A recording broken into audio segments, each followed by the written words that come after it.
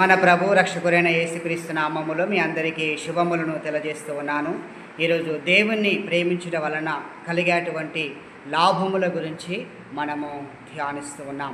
దేవుణ్ణి ప్రేమించట వలన మనం చేసినటువంటి విస్తారమైనటువంటి పాపములు క్షమించబడును అని లూకాసు వార్త 7వ అధ్యాయము 47వ వచనములో మనము ధ్యానిస్తూ ఉన్నాము.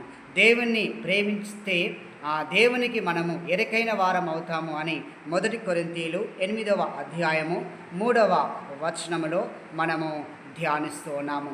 దేవుణ్ణి ప్రేమిస్తే దేవుడు మనల్ని ప్రేమిస్తాడు అని యోహాను సువార్త 16వ అధ్యాయము 27వ వచనములో మనము ధ్యానిస్తున్నాం.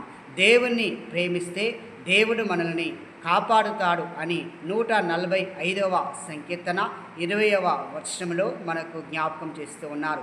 దేవుణ్ణి ప్రేమిస్తే మనము అనేకమైనటువంటి పరిస్థితుల నుండి తప్పించబడతాము, కాపాడబడతాము అని దేవుడు మనకు జ్ఞాపకం చేస్తున్నారు. అతడు నా నామమును ఎరిగినవాడు గనుక నేను అతన్ని తప్పించేదను, అతడు నన్ను ప్రేమించుచున్నాడు గనుక నేను అతన్ని గణపరిచేదనని చెప్పేసి దేవుడు జ్ఞాపకం చేస్తూ ఉన్నారు. కనుక ప్రియమైనటువంటి దేవుని బిడ్డలారా, సకల విశ్వాసులారా, సహోదరి సహోదరులారా, ఈ మాయలోకములో ఈ యొక్క వ్యామోహము క్షణికమైనటువంటి ఈ యొక్క జీవితంలో ఈ లోక సంబంధమైన వాటిని మనము ప్రేమించి దేవునికి దూరము కాకుండా నిజమైనటువంటి శాశ్వతమైనటువంటి దేవుని యొక్క ప్రేమను, దేవుణ్ణి ప్రేమిస్తూ ఆత్మీయమైనటువంటి మేలులను, దీవెనలను, ఆశీర్వాదములను పొందుకుందాం. అట్టి కృప దేవుడు మనకు దయచేయునుగాక.